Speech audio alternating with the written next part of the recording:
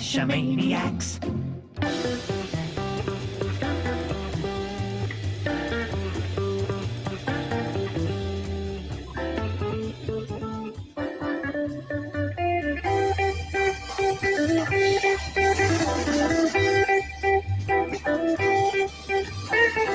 GeoGearHeads.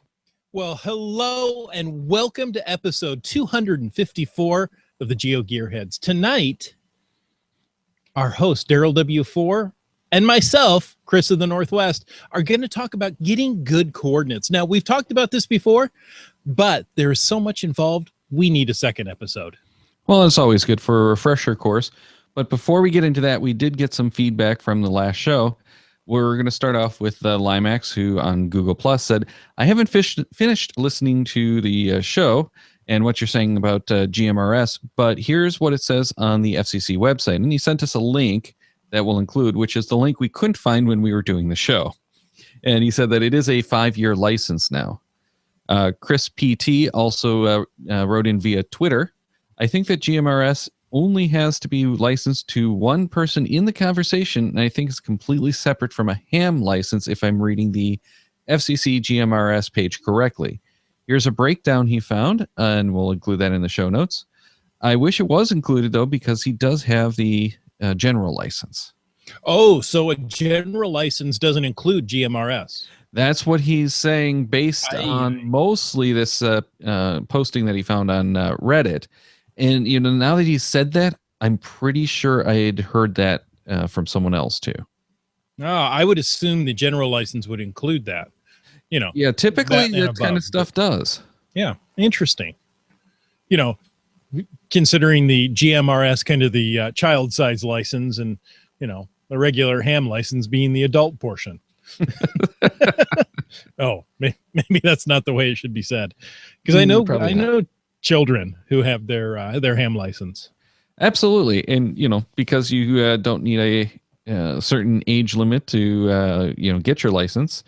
It's one of those things that I seem to remember in a lot of elementary schools is after school clubs. With just large amounts of sandwich meat?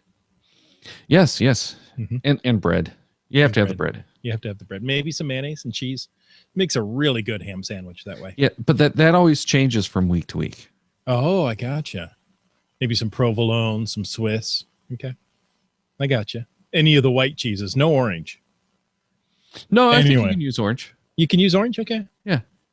Maybe you have to leave it out in the sun to bleach it, though. Oh, and off track. Okay, let's get back on track. We have a correction from Team Mavaju sent in from Google Plus. He says, geocaching.au redirects to geocaching.com.au. Well, I don't think it's redirect. Or correction. I think that's just the correction. We talked about it last week. I may have said geocaching.au and left out the .com in the middle. It's geocaching.com.au. I might have done that too. Unfortunately, we don't have any caches listed there, so I don't go there very often. I don't either, but, you know, we should still get it right. Oh, absolutely. Yeah, and I apologize if we didn't get it right.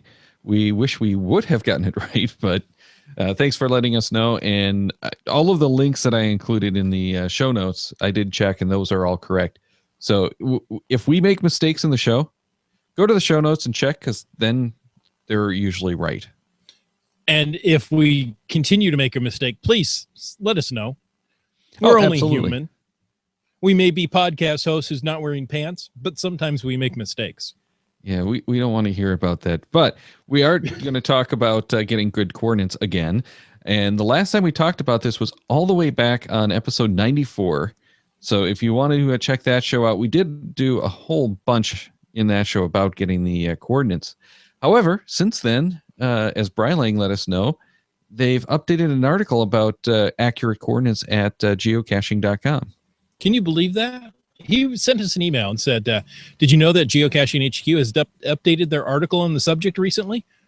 1.3, how to get accurate coordinates. It now includes how to do so from the Geocachinger app. Personally, I use GPS averaging app on the Google Play Store. Been doing it for the last 3 years. Have hidden most of my caches with this app with great results. So I did take a look at the article, and it's I wouldn't call it a bad article. I wouldn't necessarily call it a good article, but it is an easy article. So, we'll link to that in the show notes. One of the things that I really liked about the article, though, is they gave a really quick and easy way to do your averaging. Yes, exactly. It's not what I would call a good way. And so we're going to talk about all of that kind of stuff later. But they did talk about the obstructions that influence your accuracy, like the trees, tall buildings, ravines, canyons, hills, and cliffs. And other geocachers. And we know about those kind of things, I hope, because we've been dealing with them with finding the caches. But this is, doesn't matter what GPS device you're using. Anytime you run into a GPS, it can be influenced by all of that stuff. Mm-hmm. We've talked many times about the urban canyons and how ineffective GPS is in those major cities. And this is what they're talking about. That's an extreme case. But, keep in mind that any of that kind of stuff will affect your accuracy.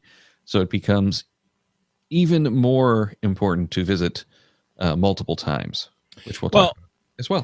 And not too long ago, the one GPS satellite was off by what, 100th of a second, a millisecond? Yeah, I believe it was. Actually, it wasn't a little bit more. It was like a millisecond and a half, I think. Something. And it was enough to throw off GPSRs by well over 100 feet. Yes. Yeah, it doesn't take much to throw that off, which is why things like, cloudy and rainy days can also affect it, because it changes the speed at which the radio signals travel. Exactly. Anytime you deflect a radio signal, you're adding more time for it to get to your receiver, and that throws off your accuracy. Yeah. Now, in theory, it shouldn't be really bad with the rain, because it's affecting all the signals. What really caused the massive errors was that it was one satellite that was out, and the way that the satellite receivers calculate your location is based on those signals coming from the various satellites and how long it takes to get to the receiver. So if one of them has the wrong time, it throws off the distances. Mm-hmm. Hence, exactly. You get off by 150 feet. And suddenly you don't know where you are anymore in a world where GPS isn't accurate. Oh, but this is why they generally tell you that at best you're going to get about a 10-foot accuracy with GPS, because even, minor things will throw it off just a little bit, including, and we saw this with some of those earlier GPSRs, the speed of the processor can affect it as well. Exactly. So it's all based on manipulation of time. I mean, not manipulation, but using math with the time that it gets it in. It knows what time it was sent from the satellite, knows what time it is now. Based on that, it can figure out how far you are from various satellites. Right. Now, what we want to do whenever we're going to go under like tree cover or anything like that, make sure that you've got your GPS or smartphone, whatever the device is, or tablet or whatever, fired up before you go under the cover. So make sure it's gotten a good lock outside of whatever obstructions you might be going under. And that way it has a better chance of getting an accurate track and location of where you're going. Mm-hmm. And it's always important whenever you're looking at anything where you need an accurate GPS location, make sure that that unit is fired up and has a good fix before you really start. Don't expect to be able to just walk up to a location, turn on the GPS, and if you're on a smartphone, just checking your mail or whatever doesn't usually fire up the GPS. You have to have something that actually fires it up, like geocaching or a navigation app. And in most cases, if you're watching your car movements in like Google Maps or Navigon or Apple Maps, whatever that might be, it's not using as accurate a location as it would if you were using something like the geocaching app. Or any geocaching app. Yeah, so there are multiple settings for the power of your GPSR within your phone. Make sure you're using a good app in order to. Yeah, and unfortunately, harness that's that. not the type of stuff that you usually have access to. The what is it called again? Looking for Cache. Sorry, Looking for Cache app does actually give you the ability to throttle your accuracy. So if you don't really care, you can throttle back that accuracy and get a little bit better battery performance, which is Exactly. the big reason why not everyone cranks up the GPS to the most accurate settings. Exactly. It's nice if you have the most accurate settings, but you don't have enough battery to get you home using navigation. So you have to make compromises. And then another thing that they talk about is how the time influences the accuracy of the readings. So the longer you're able to go, the more times you're able to go, that will all help. And they actually included some screenshots for my Oregon to show just letting it settle down and how its estimate was 24 feet after a minute of being in that location. And after 3 minutes, its accuracy scaled down to the 9-foot range, which, isn't going to necessarily be accurate, but it's saying this is how much noise I'm seeing essentially in my signals. So if I'm getting 24 versus 9 is saying, okay, I'm much more confident that I'm at the right spot. Mm-hmm. Well, and the longer you let it sit, the more satellites that it's hearing from, and it can get a good signal from those satellites. Yeah, it's not necessarily that it's hearing from more. It's that it can better guarantee that what it's hearing from them. So even if you have the same number of satellites, it might not be getting as good a location as it can when it's settled down and hears from them multiple times. The more information it's getting from those satellites, the better it is at figuring out where it is based on where they are. That sounded really roundabout, though. It's all really magic. We don't have any idea how it works. Let's be honest. Okay. Okay. No, we have some ideas. I mean, it literally took rocket scientists to figure this out. Yeah, it did actually. But yeah, the point is really, if you're probably the best way that I can kind of describe this is on most units, and there were a few units that didn't like to sit still. Like the Colorado series was notorious. If they sat still, they started looking for movement and would drift. But think about if you're moving in a car, can you tell where that truck stop is from the car better when you're moving or when you're sitting still? I don't know. So it's not really the same, but it's a good way to think about that. If you're sitting still with a GPS, it's going to be able to better figure it out because it gets better information than if you're in motion. And then they talk in this article too about how to get the coordinates from the GeoCaching app, which we don't really recommend, but you can do it. Just make sure if you're going to be doing that, you need to do averaging. Manually, it doesn't do it for you. And one of the things that they didn't really talk about in this article is a lot of the GPSRs do have an averaging function. Mm-hmm. Most of them only average while you're there. Some of them give you a better option, which is to average multiple waypoints. So really the best way to get a good set of coordinates is go back multiple days at different times of the day and get multiple readings and then go average all those. I also like to use multiple devices. Not all of us have multiple devices, but if you have a GPSR and a cell phone, and not a smartphone necessarily even, but something that's going to give you coordinates, like the old Trimble app on What was it? Oh, The man. Nokias? Yeah, that's old. The S90s? Yeah. Which I don't think some of those even work anymore on the current networks. But in any case, if you happen to have one that you're using, it doesn't really matter what it is as long as you can get the coordinates to write down, to enter in. You can do the averaging manually, even if you can't do it in the unit or using one of the tools. And it's not that tough to do the averaging. You just take those numbers, and as long as they're similar and you're not shifting to degrees, because we work typically as geocachers in degrees and decimal minutes, which is kind of weird.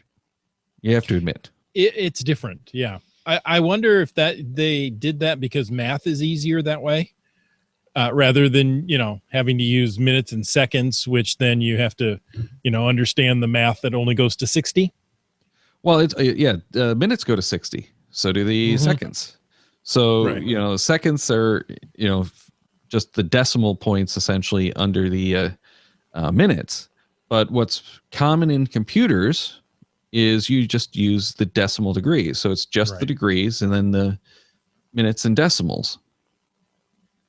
In the decimals. Yeah. I think decimal degrees looks more like a phone number, and it's easier for people to remember than, or, the minutes and decimal degrees rather than the decimal degrees totally, which gives you, what is it, a 6 or 7 digit? You can get 6 and 7 points after the. Yeah, I've seen ones that are like 20 decimal places. So, you go and start panning around on Google Maps or something, take a look at the LL figure at the top, your URL, and you get some really weird, long, wacky locations. But the advantage to doing that is it's just a number. So that's really easy to plug into like a spreadsheet and do an average. So as long as you're within the same degree, you don't really have to do that. But I like to switch my GPSRs into decimal degrees, and everything else when I do the coordinates, when I mark my chords, so that I can take them and drop them into a spreadsheet or whatever to it do makes my averaging so much easier. Team Average you in the go ahead. No, you got it. Oh, go ahead and read it. Okay. Team Average you in the chat says, so if you use a phone and a GPS to find the current coordinates and you get them up they're slightly different by 0.002, what do you take? For example, east 151 12.004 and 12.006. So what I would do is average those two, come out with 12.005. Absolutely. And one of the reasons that I do like to go back and get multiple readings is I'll take a look at those just visually. If I see one or two that are really off, I'll just throw those away. That's obviously a bad reading. If it's like we'll go in the even if it's in the 10th of degree off. Well, yeah, exactly. If it's working in the hundreds. Yeah, exactly. So it's really, if it's going to be off by more than 0.005 even, I tend to throw those out. The exceptions is when I'm under that really dense cover where you get a lot of those errors anyway. And then I try to use all of those to try to narrow it down. And whenever I get these numbers, I do actually put them into Google Maps to kind of check and make sure that they're I definitely do. Yes. Because I've seen it before where you'll get them where it's way off by like 30, 40 feet, which isn't really that off, but where it's 30, 40 feet in an area that typically the chords are fairly close. Because Google Maps will have, with their satellite view, some drift in the images. So, it's not perfect, but it does give you an idea. However, that's all it is an idea. If you've put it in this lamppost that is right here next to the corner and it's showing it at the lamppost near the building, then you know that you screwed up your chords. And looking for lampposts, I usually just look for the shadows.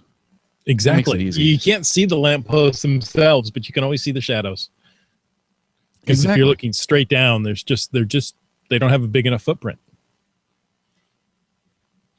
Lamppost shadows. It works for trees sometimes too.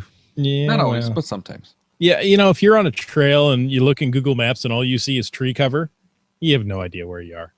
Yeah.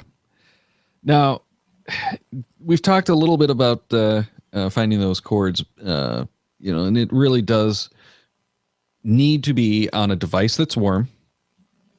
Don't start getting your Coords on something that you just fired up. Make sure it's been going. I've heard anything from like 5 to 10 minutes. I've even heard some people say it just has to be a couple of minutes. But really, minimum, I would say, make sure you're running for 5 minutes and check to make sure you have a good location. I've also heard some recommendations that on smartphones, you turn off your Wi-Fi.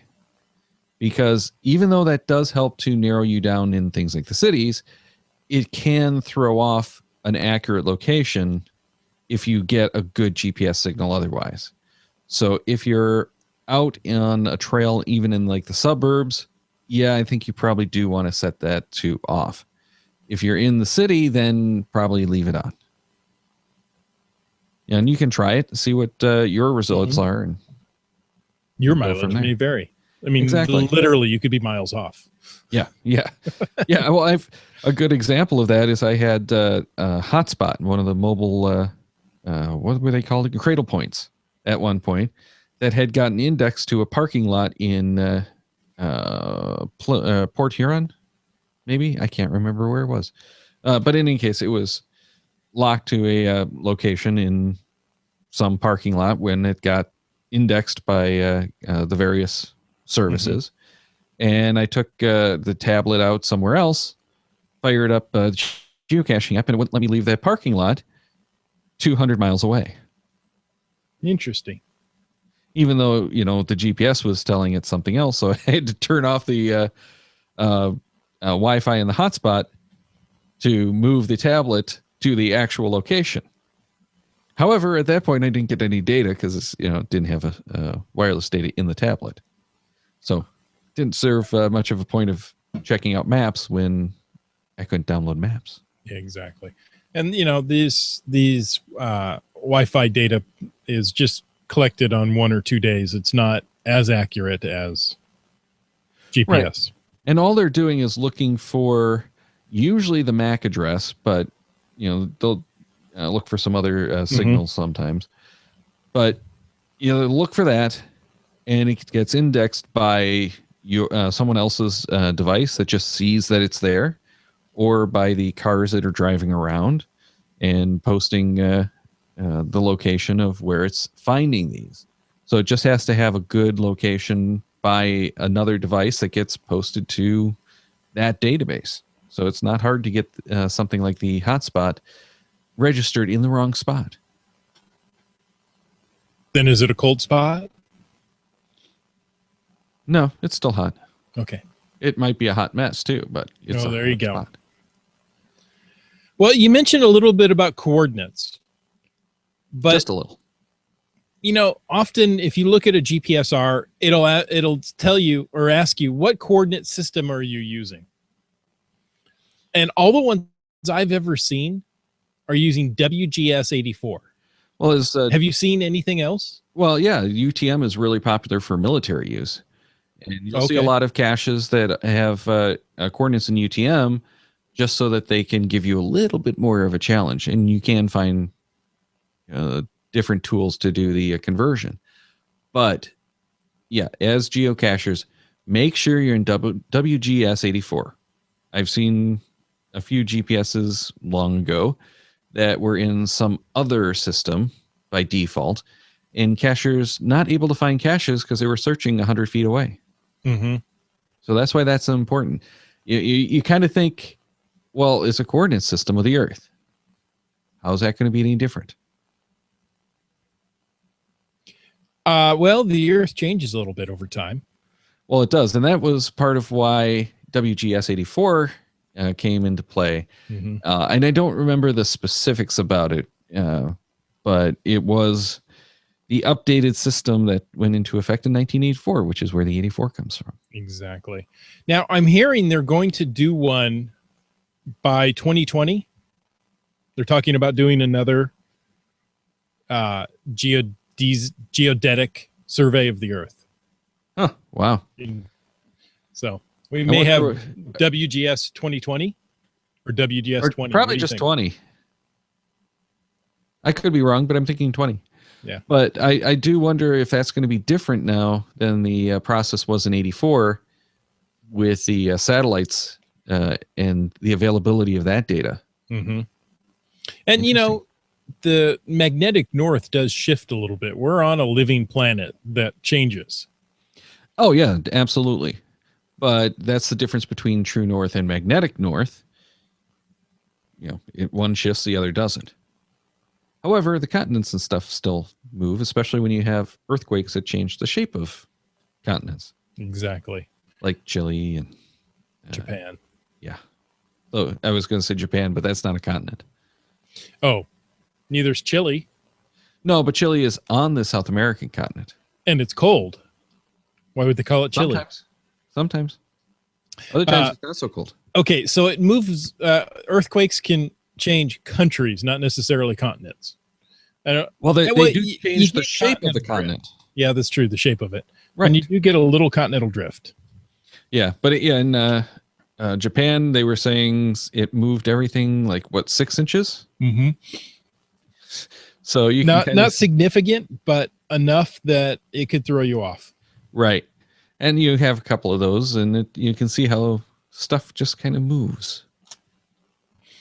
I love moving stuff. Yeah, and we're talking about the overall position, not the, like landslides or stuff. If you have that kind of stuff, the Earth actually like moving underneath the cache, then under your feet, you're just hopefully not. And things are tumooling down. Oh, sorry. Yeah, but if you have the what is it called, liquefaction? Mm-hmm. Yeah, then it's a totally different ball game. Stuff moves a lot more. Yeah, that's bad. But let's move on to the latitude, which these are the angles. We all know the latitudes, hopefully, but for a little bit of clarity, these are the lines, the angles, which range from 0 degrees at the equator to 90 degrees at the pole. And then we have some other rings that are notable. 0 being the equator, that's the center of our latitude system. Then the Arctic Circle is at 66 degrees north, 33.65 minutes. Tropic of Cancer is 23 north, 26.35. Like half of that. Half of the Arctic Circle. Huh. Wonder how that happened. Actually, it's a little less. Yeah, you're right. Yeah.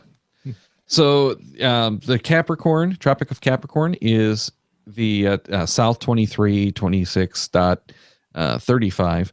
And these are what the boundaries are for the tropics, hence the Tropic of Cancer and Capricorn. So those are your borders. Anything in between there is considered tropical. I thought they were books. No. But that's where you want to take your vacations. Yes, exactly.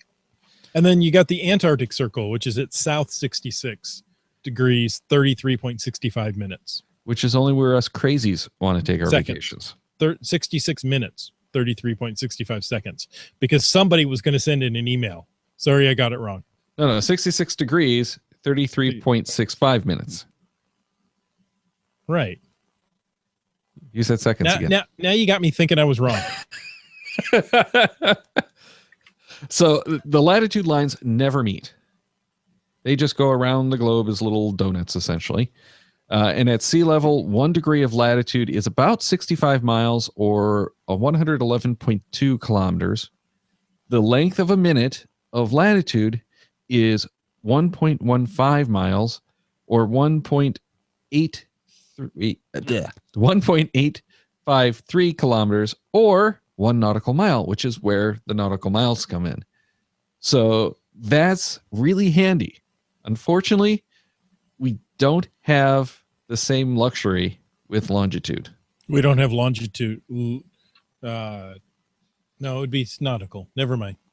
Was thinking nautical, longitudinal miles, but Ooh, no, longitude is a little different.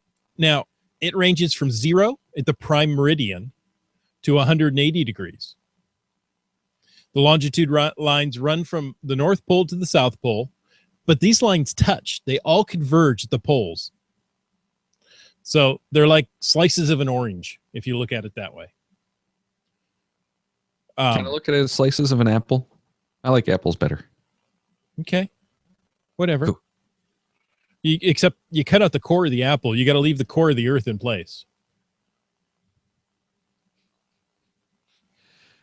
We've got an interesting comment from Wet Coaster in the chat room. He says, most people just use a Bambleweenie 57 Samesian brain with a good hot cup of tea to get their cache coordinates. Oh, it didn't surprise me at all. I'm not sure what that is, but I want one now. And Team Mavaju says, I've heard rumors. They're not lines, but circles. And there are only half in amount of them. He must be talking about latitude. Yeah, I'm thinking so. Well, and technically the longitude would probably be circles because everything converges and you That's have true. the You're right. other side. But technically they're not circles or ovals. In both cases, correct? Yeah, I believe so. Because at sea level it would be circles for the Earth is latitude. wider at sea level than it is at the poles. So it's kind of flat at the poles, wider at not significantly, but a little bit. See, now we're getting into territory where we needed a lot more research noted and should have put it in here because, well, we're just geeky like that. All right, so because these aren't the same distance at the poles as at the equator, it means you can't calculate easily the distance at any, between any given longitude line. It's always going to depend on at what latitude you're at. Exactly. Latitude's the key. And also because at 180 degrees east or west, that also makes things a little bit more complex. Yeah. So, on latitude, you can go east and west around the Earth, and you can always head east, and you'll never head west. You can always head west. You'll never get to east. But with longitude, you can go north so far you're heading south again. Latitude, actually. You said longitude again. Oh, sorry. Yeah.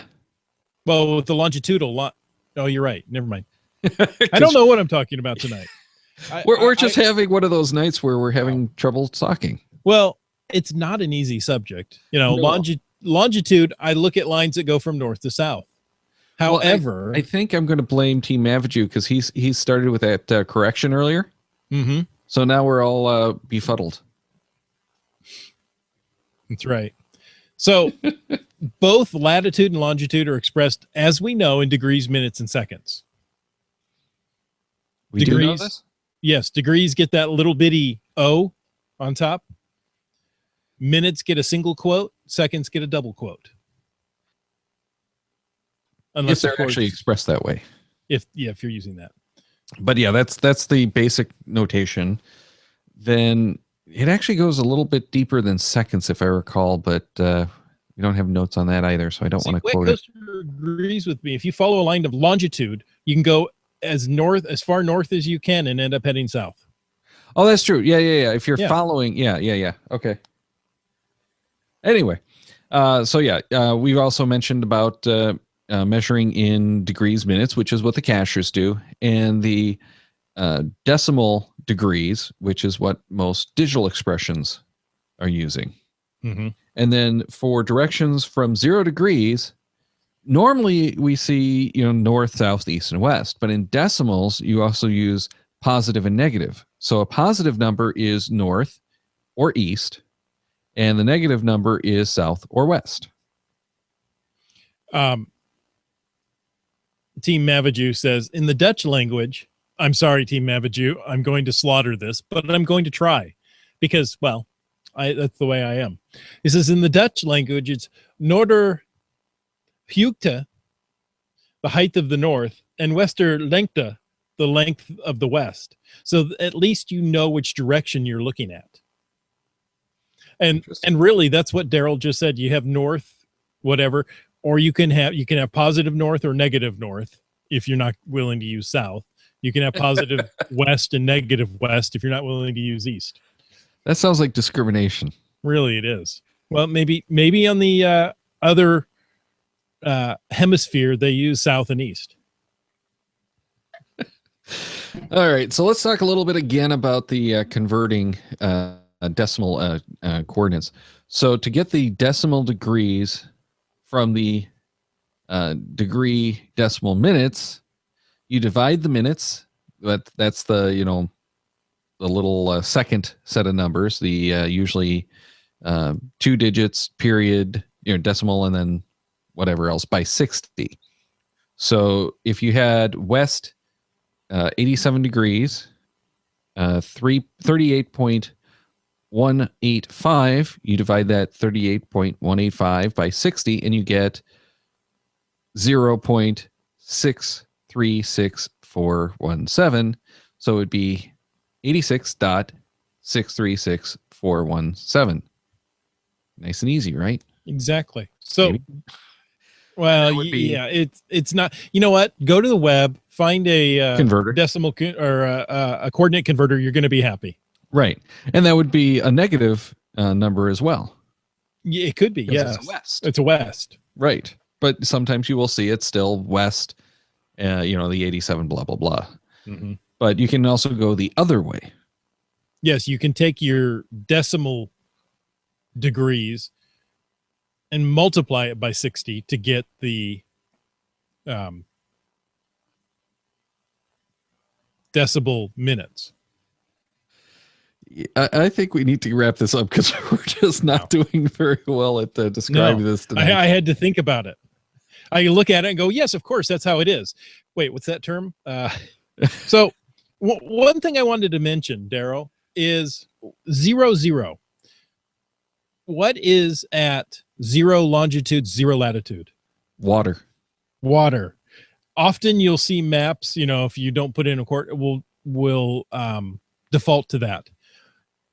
Several years ago, a couple of map makers decided to call that spot Null Island. There's nothing there. I believe there is a buoy there, but there's no actual land at 0, 0. Yeah, I'm not sure there's actually a buoy because that's one of those things I've seen. Yeah, there's a buoy there. And then I've seen other reports. No, that's a myth. There is no buoy. Because that would be international waters and, blah, blah, blah.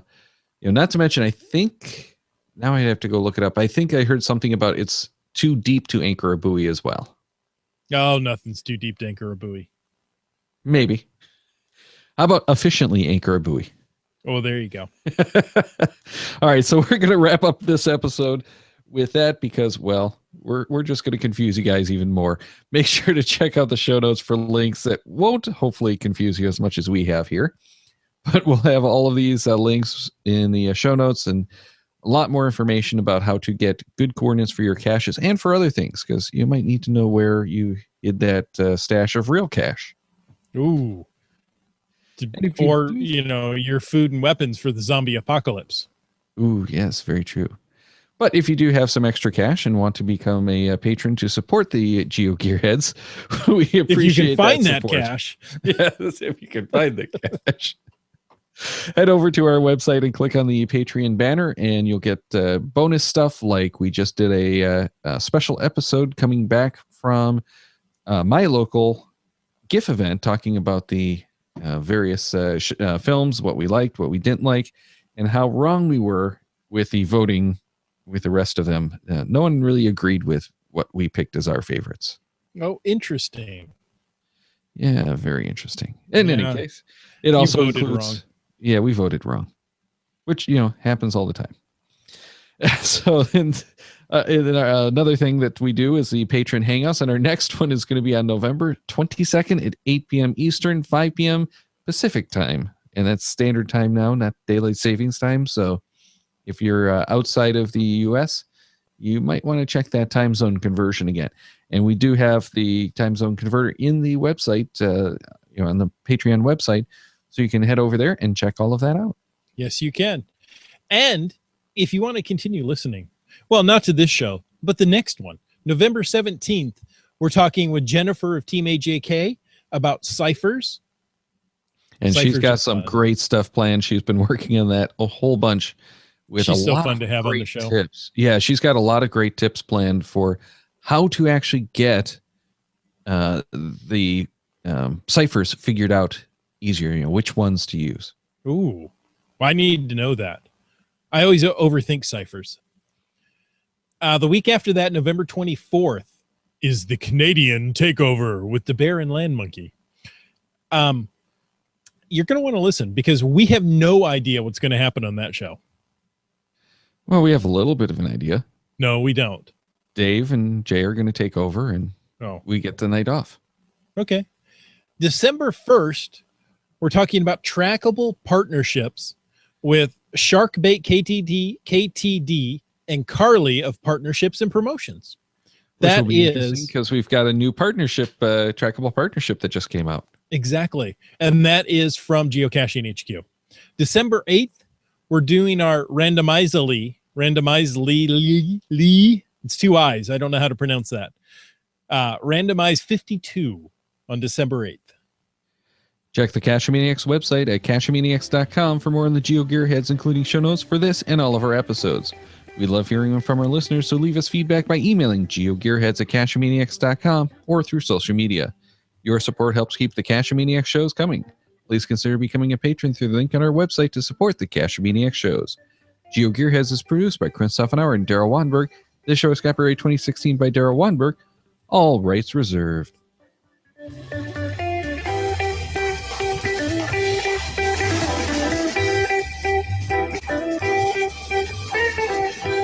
Cash with the Cachemaniacs.